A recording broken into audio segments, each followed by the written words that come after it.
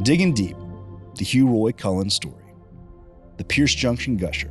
On a sweltering afternoon in 1921, Wildcatter Hugh Roy Cullen barked orders at his drilling team, barely audible over the loud, constant hum of the machinery as they rushed about making their final preparations. The entrepreneur's wife and children watched from a distance as the men busied themselves under the tall steel frame of the derrick at the Taylor-Stevenson Ranch, 2 miles outside of South Houston City. This was the location of the Pierce Junction Oil Field, a site first drilled near the beginning of the oil rush when owner Ed Taylor found gas in his water well in 1906. This was the first indication that the Jolly Rancher's property sat atop a salt dome, a subterranean formation often rich in hydrocarbons. In other words, jackpot. But the field's glory days were a long time ago, and by the time our man Cullen obtained the rights to drill there, it was thought to be drained dry. The Wildcatter disagreed and was willing to put his money where his mouth was. Cullen had already invested $20,000 of his own money, about $270,000 today, and raised twice that amount from investors. Now, this was just about enough to cover the operation cost and, of course, secure a lease from Gulf Oil for the drilling rights. That seemed like a ridiculous amount of money to plow into a piece of barren ground. So why was Cullen so convinced it would pay off? Well, our enterprising industrialist was also something of an amateur geologist, or rather, a creekologist, one who reads the features and topography of a site to determine what might lie below, aka they were just guessing. He was of the belief that by drilling closer to the edge of the salt dome rather than directly through the middle, like those who came before him, he would be able to access untapped reserves of endless riches. A novel idea, and with so much money on the line, it damn well better have been a good one. Cullen and his business partner, Jim Cheek, had already sunk thousands of dollars into 3 failed expeditions with nothing to show for them, apart from the equivalent of $3.3 million down the drain and some very underwhelmed investors. At the time when wannabe wildcatters were 10 penny in Texas, it wouldn't be long before these wealthy benefactors move on to other prospects. So if the Cullen family fortune was ever going to amount to anything, Hugh needed a win, and he needed it soon. That's why his wife and kids watching in anticipation alongside Jim Cheek, dressed in their Sunday best, sweating underneath the scorching Texas sun. They'd arrived to witness the make-or-break moment in Cullen's career as an oil man. The drillers were fast approaching Cullen's estimated pay depth. If they were going to strike oil at Pierce Junction, today would be the day. As the team drove the rotary drill down the final few feet, Cullen stepped back and wiped the sweat from his brow with a grief-stained handkerchief. With so much pressure piled on, he couldn't help but second-guess himself.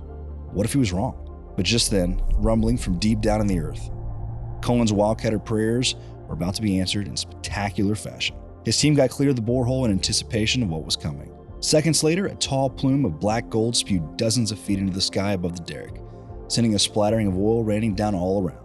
Cullen was elated. After years of failure, our 40-year-old entrepreneur was now literally being showered with riches. That day began a cascade of unfathomable wealth that would soon make him one of the richest men in America. Say it can't be done, but I was born to run. Yeah, I was born for this, been through the storm for this. So if I'm wrong for this, then I'll be gone for this. But if I made it this far, then I can't slack now. You say it can't be done, but I was born to run. From humble beginnings. But before Hugh Roy Cullen could fulfill his destiny as the rugged individualist American hero, he had some pretty tough hurdles to clear. Born on July 3rd, 1881 to Cicero and Louise Cullen, little Hugh's family name gave him a lot to live up to from day one. His paternal grandfather was a man by the name of Ezekiel Wimberly Cullen, a key figure in the early days of Texan independence who really deserved an entire biography to himself. In short, Ezekiel was a proper Texan. He fought against Mexico in the Texas War of Independence as a young man, but most notably at the Siege of Bexar. After the state gained its independence, Ezekiel settled into a career in law and politics, authoring a bill that essentially formed the basis of the Texas's public education system. No pressure, Hugh. But even though the latest addition to the Cullen clan came from a well-respected lineage, he and his siblings never really felt the benefit of that legacy. Their father, a struggling cattle rancher, abandoned the family when Hugh was only 4 years old, leaving his mother to raise the kids alone. Later in life, Hugh praised her for instilling him with patience and a love for books. Books would be his main source of education after dropping out of school at just 12 years old. Despite Louise's determination, there was only so much that Louise could do to support the family. They lived in relative poverty for the entirety of Hugh's young life. That's why, determined to lend a hand, he dropped out of school in 5th grade and landed himself a job at a candy producer in San Antonio. The next 4 years were spent piling candy into sacks for a paltry $3 a week, $40 today. As stimulating as that sounds, young Hugh quickly decided he didn't want to be a candy sacker for the rest of his days. So once he turned 16, he decided to make a change. He would follow in his grandfather's military footsteps and enlist in the Spanish-American War. Hugh signed up for a group called the Dallas Defenders, which honestly sounds a lot more like a basketball team than a military regiment. But unfortunately for Hugh, he wouldn't be on their roster very long. His father, who he had recently re-established contact with, intervened by reporting his true age to his superiors, blocking him from fighting. If Hugh couldn't see combat action, then he'd do the next best thing. He'd enter the wild, wild world of cotton trading. Yeah, that's right. Not the most thrilling career, but it more than paid the bills. Hugh started off working at a broker in Houston before moving to Schulenburg with his half-sister, and he eventually gained a reputation as a hard worker. Not a lot of education, but plenty of intelligence. At 18, he was promoted and sent to Oklahoma Territory on a long-term assignment. It was there that he made the acquaintance of Lily Kranz, a rancher's daughter, who he would go on to marry 5 years later. The couple had their first child and only son, Roy Gustav Cullen, in 1905, and 4 daughters, Lily, Agnes, Margaret, Wilhelmina, over the years that followed. Then came 1907. In October of that year, a failed attempt to corner the stocks on the United Copper Company triggered a cascade of panic in the banking sector known as the somewhat whimsical-sounding Knickerbocker crisis. For Hugh, the effects were disastrous as he watched his savings essentially evaporate. The stock market fell a full 50% from its previous year highs. This meant he had to liquidate his entire cotton stock to keep up with the loan repayments, effectively putting him right back to square one. But not all was lost. Hugh had managed to protect his credit, reputation for future loans, so he declared himself down, but certainly not out. That's when he set his sights on Houston. At the time, a flood of money was washing over the city as it became a bustling center for the shipping trade. In 1910, the town boasted a modest population of 78,800 people, but more arrived week on week. Industrialists looking to establish companies, Mexican immigrants seeking work in rail yards, and of course, a healthy contingent of wildcatters out to get absolutely filthy rich. Fertile ground indeed for anyone looking to make their industrial dreams a reality. When Cullen and his family relocated there in 1911, he returned to the cotton business with a brief foray into real estate. In those days, he got the modest office in the center of town. But as he got more involved in the public life of Houston, he made the acquaintance of more and more oil men and became fascinated by this booming industry, which had already made more than his fair share of millionaires. Gilded names like Captain Anthony Francis Lucas. It was he who kicked off the Texas oil boom with a bang in 1901 in the town of Beaumont, just 80 miles east of Houston. His legendary spindle-top gusher made headlines around the world, spilling thousands of barrels of oil over the landscape before it could be capped. An estimated 100,000 barrels of oil per day for 9 days. For context, at 1901 prices, that was $96,000 of oil left seeping into the earth every day, over $3 million in 2021 money. The idea of that much incredible wealth just spewing out over the earth was enough to capture anyone's imagination. Since that fateful day, the industry had matured, bringing in big business from Pennsylvania, Ohio, and West Virginia. The big firms mostly focused their efforts around Beaumont, with Houston only benefiting later as they spread out towards the epicenter of Texan oil and gas. This meant that there were still plenty of opportunities for independents to slip past the big firms and score a fortune for themselves. Cullen would no doubt have known the names and faces of all the new titans of Houston, but at this point he was still a small fry by their standards. Little did he know that this young upstart would soon be beating them at their own game. Flank the old domes and drill deeper. Throughout the early 1910s, Cullen busied himself with the ins and outs of the trade. The most modern oil well technology, how to draw on investors to foot the bill for expeditions, and the methods that drillers themselves needed to extract the black gold from the earth. All those long nights spent picking up slack on his education must have set him on a good steed. In 1915, at the age of 34, Cullen decided it was finally time to make his wildcatter ambitions a reality. He brought his plans to a real estate agent named Jim Cheek, who you met briefly earlier, at Pierce Junction. Cheek had an office just a little ways down the street from Cullen, and the two were friendly competitors for a time. Friendly enough that Cullen wanted to take the relationship to the next level as business partners. Cheek came to Cullen to first inquire about leasing a piece of land and received a counteroffer instead. Over whiskey and cigars, properly, Cullen explained his plan to give up the cotton trade for the far riskier but far more lucrative oil game. Jim Cheek was intrigued, but there was just one problem. Neither of them had any oil experience whatsoever. But those were the kind of details that could be hammered out later. For now, the two agents shook hands on an agreement, sealing their fate as oil men, for better or for worse, and the older and wealthier Cheek would helm the operation while Cullen took the lead on the ground. Employing their experience in negotiating land deals, the two men spent the next 5 years accumulating leases around Texas, achieving a total of 43 potential drill sites by 1920. When Cullen approached landowners with his proposals, many were skeptical at first. Big oil firms had a reputation for promising the world and simply stockpiling leases. That way they could block the competitors from the land, to the frustration of landowners. But here was a young working-class guy gracing their porch, with an honest face and a plain way of speaking. And the landowners were well aware that an independent like Cullen had a greater portion of skin in the game. He didn't have a bottomless pit of corporate cash. He would be far more motivated to start drilling faster than the big firms. Plus, he seemed to know his stuff. The preparation phase required Cullen to study oil prospecting trade hard in order to appraise the sites, determining which had the most potential. Along the way, he was surprised to discover that even the industry's top experts didn't actually know about how oil deposits form underground. That meant that the playing field was still relatively even. Although the big money outfits grew more sophisticated year on year, and to make things tougher, this was well over a decade after Spindletime. So many of the famously bountiful salt domes of the area had already been drained dry, or so the big companies thought. In order to give himself an edge over the competition, companies who could afford to hire a world-class geologist armed with all the latest tech, Cullen decided to educate himself in the ways of the Wildcatters of old. This means studying the fine art of creekology, which we kind of touched on a little earlier. Now, if you need a little refresher on creekology was essentially a way to upgrade your projects from drill and hope crapshoots to somewhat educated guesses. And how exactly do they do that? Well, in lieu of modern conveniences like ground-penetrating radar, one just had to kind of look. Seriously, it was just as simple as that. Essentially a slightly more rational form of water divination. A wildcatter would study the above-ground formations on a site, especially the flow of the creeks, which could reveal dips in the earth below and pockets of loose material. This gave some an edge over the competitors, who would often just pick two successful well spots and a random spot in between them. Although thoroughly non-academic, the creekology practice was adopted by many of the early wildcatters when deciding where to drill their boreholes. The very best practitioners apparently had an 80+% success rate. In 1917, Cullen set out to become one of those successful few. Now, if you're playing on easy mode, the simplest form of creekology is when oil literally rises up to the surface on its own, like that lucky rancher from the start of the episode. But after nearly 2 decades of thirsty wildcatters combing the landscape, most of these obvious sites had already been claimed and drilled long ago.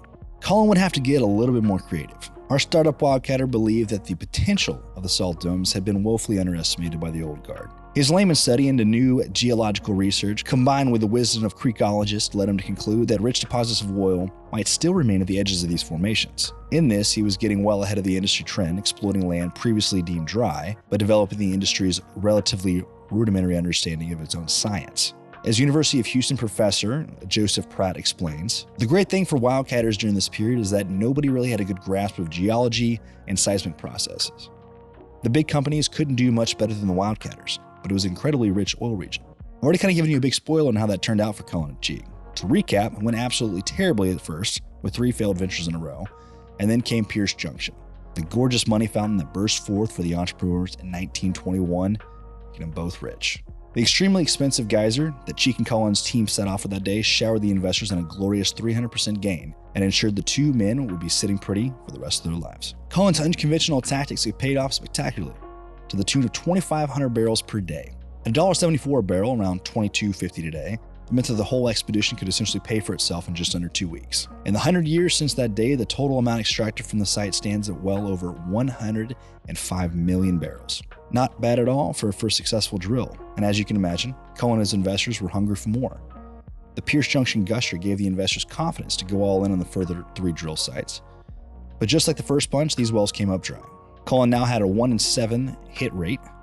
Still extremely profitable overall, but not the kind of record that a tycoon-level wealth is built on. In order to land some more profitable wells, Cullen continued to study into his methods employed by the big oil firms who had left sites like Pierce Junction vacant. A firm believer that these oil fields had much more to give, he began working strategies to exploit them more cleverly and more thoroughly than those who came before. Cullen soon realized that if changing the latitude and longitude of the expeditions wasn't enough, there was only one direction left to go. That's right, the fledgling oil tycoon began pondering the same question my ex asked me 1,000 times. Can't you go any deeper? Well, unlike me, yes he could. Yes, the way that old Roy saw it, the problem was that his fellow wildcatters' understanding of the land was only surface deep, quite literally. The trouble with this business is that everybody expects to find oil on the surface. You've got to drill deep for oil. The competitors staked too much hope on finding oil near the surface, leaving deposits untouched deeper down. Of course, this wasn't just due to lack of imagination. The deeper they went, the more technical problems they encountered, the more funds they wasted. But Cullen wasn't about to let that put him off, and he began working on ways to capitalize on their failures. The standard maximum depth for an oil well at that time was around 4,000 feet. If he was correct, then persevering with drilling deeper would ultimately pay off, yielding access to vast reservoirs of oil-rich sand beneath. If not, well, then it would just be one very expensive hole in the ground. Cullen brought the plan to his investors, who were still enjoying considerable dividends from the gusher back in 1921, with a simple proposal. They would dig deeper than any others had ever attempted before, sparing no expense to reach the subterranean El Dorado beneath their feet. And where better to try it than the site of his first triumph? The investors greenlit the project, and Cullen set his drillers to work on the mammoth task of boring deep down in the salt dome at Pierce Junction into the finicky layer of shale where most other wildcatters called it quits. Battling through the loose clay and slough inevitably caused problems. The drilling fluid would become merged with the sediment. The integrity of the entire hole would be repeatedly compromised. The team had to develop their own horizontal drilling techniques on the fly to navigate around the most troubling pockets of shale, a process which included months of trial and error. Even today, these problems can clash with profit margins of drilling operations considerably. So back in the 1920s, it was even a bigger ask to come out the other end with profit. For Cullen's ingenuity to be vindicated once again, he needed to produce another blowout gusher, which surprisingly is exactly what he did. When that second plume of oil darkened over the skies of the Pierce Junction, Cullen instantly leapt to the hierarchy of oil royalty in Houston. Rather than just some guy who got lucky, he was now a legitimate oil man in the eyes of his peers, a legendary cash cow in the eyes of his backers, and eventually a verified intellectual in the eyes of academia. The drilling expeditions which followed his second success came as the industry was fully maturing from an era of early wildcatters and heading towards the modern geological science of today. Cullen's scientific approach and contributions to the industry eventually saw Cullen awarded an honors science doctorate from the University of Pittsburgh. But that was never really the secret to his success. Cullen actually won his spot in Texas oil history because he was willing to think outside the box, stake his reputation on some pretty ballsy gambles, and as Time magazine put it in 1947, he loved the thrill of finding a gusher, the throaty roar and the sudden spout of oil through the derrick. It got so that he lost interest in pumping wells and sold them off so he could just look for more gushers. It was that borderline addiction to the chase that drove him onwards. And whenever anyone asked him what the secret to his success was, he simply replied with the mantra, flank the old domes and drill deeper.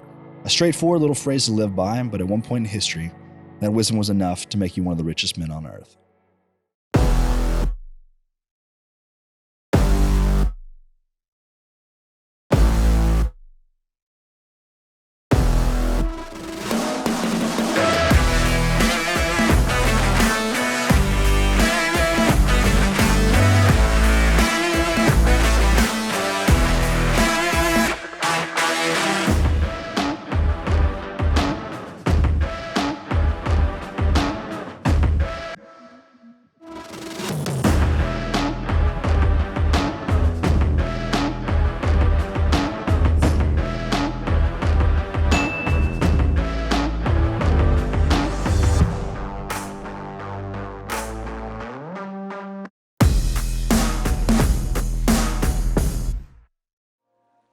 By 1928, Cullen was already well on his way to claiming that accolade, and his stratospheric rise to the riches was further accelerated by a partnership with one of his original investors, Texas lumberman turned wildcatter Jim West. West had dipped his toe into the oil game with investments in drilling projects like Cullen's and was now looking to develop his own firm, West Production Company. All he needed was a proper oil man to run it, and who better than Cullen? One of his best investments to date. West made him an absolutely ridiculous offer, $3 million up front and full control of the company as its president. That's over $40 million today in cash, in hand, no strings attached. Amazingly, Cullen never ripped off West and spent the night bathing in a hot tub full of $100 bills like any normal person would do. What he actually did was leave the millionaire magnate on red for like an entire week. And after letting West stew, Cullen came back with a counteroffer. He wanted $5,000. That's some real logical negotiating there, Hugh. Real top-class business acumen. But see, Cullen wasn't interested in being anyone's employee. The deal was so that both men would invest in their new venture equally and be partners in the newly formed South Texas Petroleum Company. As you already know, given the choice between easy route or the go big money gamble, Cullen took the gamble every single time. Now, after the ink dried on the new deal, Cullen got to work appraising the prospective drill sites in West's portfolio. That's how he set his sights on the Blue Ridge Dome, a property in his portfolio, which the older man repeatedly tried and failed to drill in the past. West was unwilling to waste any more time on that place, but Cullen fought the case, let him work his magic, and drilled the perimeter of the vast salt dome mount. Sure enough, they soon had a well spilling out over a stunning 60,000 barrels a day before it could be capped. The company's greatest venture would be at the Humble Field, a site which yielded the very first Gulf Coast oil in 1905. Like so many other fields, the leaseholders thought that the glory days were long gone. That's when Cullen approached them with his theory. Another gigantic deposit of oil-rich sand was just waiting to be discovered under the shale. The geologist tasked with reviewing his application was skeptical. For years, scientists and wildcatters have been failing, to wring any more drops out of the audible fields, and there was a fierce debate raging over whether or not it was a lost cause. At the end of the day, Cullen was no geologist. He was just some petty creekologist with a hunch. Even though the leaseholders relented, the South Texas Petroleum Company gained the drilling rights, and Cullen got to work breaking through the thick layer of shale 3,500 feet deep beneath the rim. As usual, the boss man wasn't content to just sit back and instruct from afar. He was directly involved in the nitty-gritty of the project and won the respect of his men by diving in to help them wrangle a wayward pipe under control. After months of setbacks and technical issues like that, they were finally able to bore through and establish a channel right down to the massive Yuga Formation, a huge deposit of oil-rich sand underneath Texas' Gulf Coast. What sounded to some like a capitalist fairy tale actually turned out to be true. There was more oil to be had in the audible oil fields than anyone ever dreamed of. Their new wells in audible produce a consistent 5,000 barrels a day. And as always, the man himself was a hands-on member of the teams who wrangled the gushing blowouts under control. Time and time again, Cullen was able to capitalize on the ignorance of his competitors, draining deeper wells of oil from the ground that they had already given up on, like finding gold at the bottom of a dumpster. Following these tried and true formulas again and again, the two-man developed the company into one of the most successful in Texas. After just short of 5 years of mind-blowing success, Cullen and West entered their partnership with a deal of a lifetime, offloading their assets to the audible oil company and splitting the proceeds, after the prodigious wildcatter used his cut of profits to go at it alone. The crowning touch on his reputation as a legendary wildcatter was founding of his own firm in 1932. This was Quintana Petroleum. Quintana was to be his legacy, a company to provide for his descendants until the oil ran out or Judgment Day, whichever came first. And so naturally, he got his offspring involved in a major way. His only son, Roy Gustav Cullen, was now a man of 29 years old with a family of his own. Gustav was well drilled in the ways of a wildcatter, having joined his father on surveys and drills during the summer vacations from a young age. He cut his chops at Blue Ridge and audible as a hands-on laborer and knew the ins and outs of drilling before he was even out of high school. There's been some notable successes all of his own, such as the Nelson No. 1, a well at Lake Charles, which held the open hole record for the Gulf Coast area at 8,000 feet deep. Cullen the elder took great pride in his son's achievements and saw him as the perfect heir to the kingdom. At the time, the Great Depression was blowing through American industry like a hurricane, which actually had some surprising beneficial effects on wildcatters. The big firms were less willing to take risk on exploratory drilling, which meant that a lot of the opportunities opened up for smaller, independent firms. Not only did the Cullens survive the financial crisis, they actually thrived. Within a year of founding Quintana, Cullen and his son hit up their biggest discovery yet, the legendary Tom O'Connor Field in Refugio County, the largest in the entire state at the time. This field was abounded in layer upon layer of gas-rich sandstone and tall columns of oil. And it was here that Roy Gustav beat his own record with a stunning 10,000 feet deep open hole, all drilled with an apparatus that was standard issue for the time. For context, when the records began in 1949, the average depth was just 3,635 feet. Their masterful drilling capabilities became a key part of the Cullen Quintana brand. Roy Gustav has worked as a field manager for his father and business partner Wes from the young age of 20, and now is a key player in the new firm. In fact, the patriarch of the Cullen clan took the opportunity to step back from the company when Gustav assumed control of virtually all operations. Like his father, the new boss was well liked among workers, especially after giving company employees a cut of royalties from the O'Connor Field for their contributions. And a share of those profits was no small thing. From the first drill into the last day of production under Exxon in 1991, this one field in the Gulf Coast plains produced more than 1 billion barrels of oil. And according to Quintana Corporation's website, Cullen & Co. went on to find and produce oil and natural gas projects in excess of 1.5 billion barrels of oil equivalent. It's not bad for a fifth grade dropout. But once you've conquered the industry and landed on the rich list, where do you go next? Well, the first half of Roy's life was characterized by gaining a massive pile of wealth. The second mostly centered around giving it away. A tragic turning point. No matter how much money you have, all it takes is one moment to bring your world crashing down. Just 2 years after founding Quintana, a tragedy struck that changed Hugh Roy Cullen's perspective entirely. In May 1936, Roy Gustav Cullen was managing the construction of an oil derrick a few miles east of Edinburgh, South Texas. As he walked under the shadow of a hulking steel lattice, the support snapped, causing the structure to collapse on itself. Most were able to leap clear in time, but Gustav wasn't so lucky. A steel girder came down, crashing on top of him, clipping his head and landing on his leg with tons of force. Gustav was knocked unconscious and pinned underneath the heavy piece of steel. Once the dust cleared, the workers rushed back and attempted to heave the girder off of him. Meanwhile, Gustav drifted in and out of consciousness in excruciating pain. His leg was essentially flattened, bones shattered to pieces. It was so bad that they had to perform an emergency amputation. At the hospital, doctors realized Gustav had also sustained a skull fracture in the accident. His prognosis was not looking bright. Daily blood transfusions were administered to try to bring him back from the brink, but it was no good. He died on the 19th of May, 1936, with his parents by his bedside. It was a cruel irony that the same industry that gave the family everything could take such a massive piece of them away in an instant. Now is the time to be reflective upon life and upon the craziness of the American dream that delivered him from the undereducated dropout to one of the richest men in the world. So just how rich exactly? Well, since the vast majority of his net worth was tied up in oil rights in his company, all we can do is make an educated guess. According to the guys who have crunched those numbers, his fortune would have been worth about $250 million at its zenith. And yes, that's old money. Today would be worth closer to $5 billion, assuming his wealth peaked in 1938. And he had a pretty easy come, easy go attitude with that fortune, saying, giving away money is no particular credit to me. Most of it came out of the ground, and while I found the oil in the ground, I didn't put it in there. We got a lot more than Lily and I and our grandchildren and their grandchildren can ever use. So towards that end, Hugh Roy Cullen spent the 2 years following his son's death dividing up the interests of Quintana Petroleum between his 4 remaining children and their families. Now in his late 50s, he was less directly involved in the daily operations of scouting and drilling than ever before. In 1938, he and Lily made their first of many charitable contributions, a $260,000 grant to the Houston Junior College to construct a building named after their son. Throughout the following decades, the Cullens basically carpet-bombed the school with cash, funding its rise to become the University of Houston. As the Cullen Foundation website puts it, the University of Houston was especially close to Roy Cullen, as he saw it as a place where young men and women without significant means, like himself in his youth, could acquire a sound education without having to incur expenses of leaving home. In 1954, he gave the institution a whopping $2.5 million, $25 million today, simply for winning a football game. A loose-fisted benefactor like Cullen can work wonders for a school. In 1938, it was just a one-building school, but now boasts 45 buildings spread out across 250 acres of space. Aside from funding the university, Hugh and Lily also established the Cullen Foundation in 1947 and appointed daughters Agnes, Margaret, and Wilhelmina as trustees.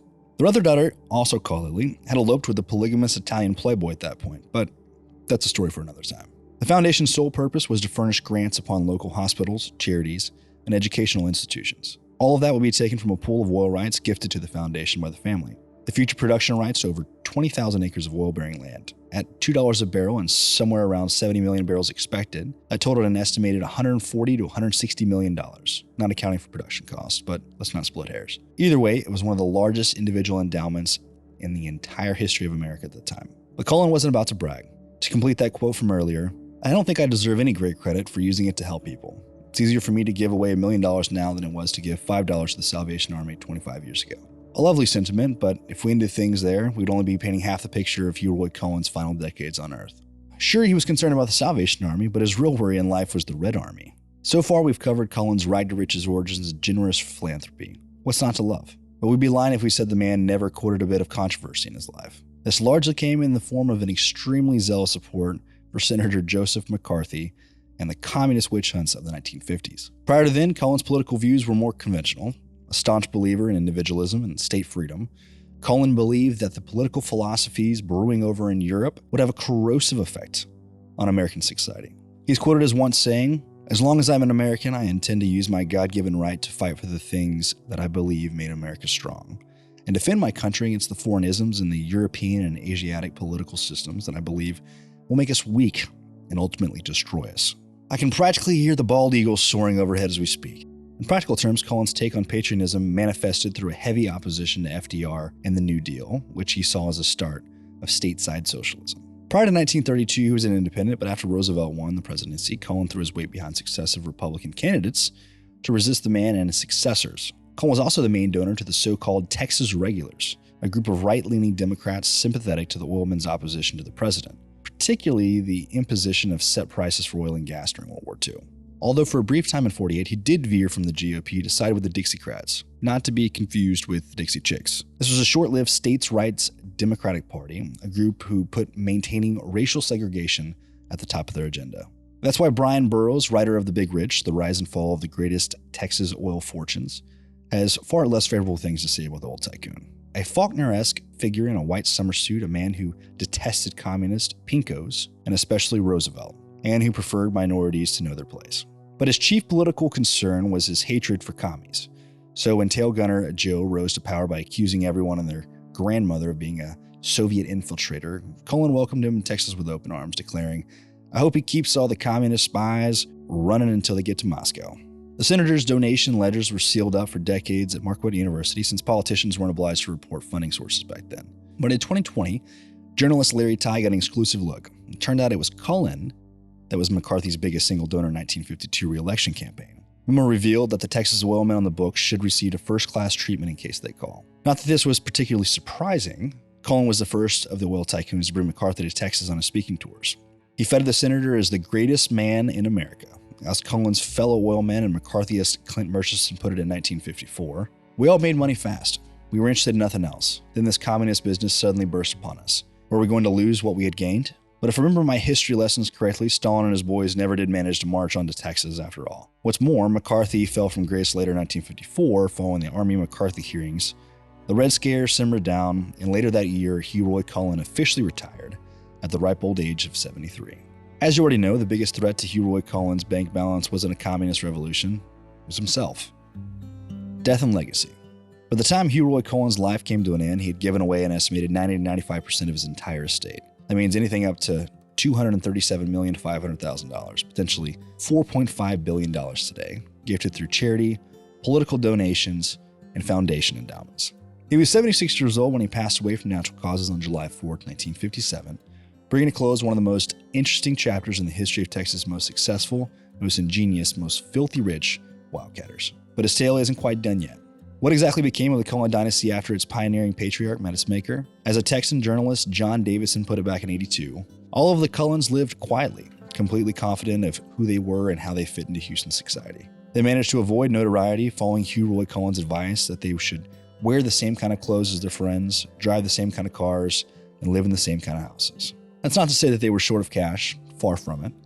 After Cullen's death, his son-in-laws and grandchildren actually succeeded in replenishing the family fortune back up to stratospheric levels, with careful management of the Quintana Corporation's assets. In the 60s, they expanded into coal and other minerals in places far off as Argentina. Cullen's grandson, Corbin Robertson Jr., made coal their main objective in the 80s, and by 2003, he owned more than 23 billion tons of reserves, second in size to the U.S. government. With forays into banking, maritime shipping, and energy services, the Quintana Corporation was sitting pretty as of 2014 until the coal collapse wiped out 3/4 of his value. But even that wasn't enough to stop the Cullen family from breaking into the Forbes richest families list the very next year for the first time since its inception. In Paper City magazine put it, the Cullen family, which includes more than 50 descendants of the legendary oilman Hugh Roy Cullen, comes in at number 163 with a $1.5 billion combined net worth. So just as long as none of them go giving $1 billion away anytime soon, they'll probably remain on that list for the foreseeable future. All thanks to one enterprising man that was willing to take a spin on land that others had written off. A pair of brass balls, a touch of book learning, and heaps of hard work was all it took to turn a 5th grade dropout into one of the richest men the world has ever seen. And if that's not a perfect example of a wildcatter spirit, I have no idea what is.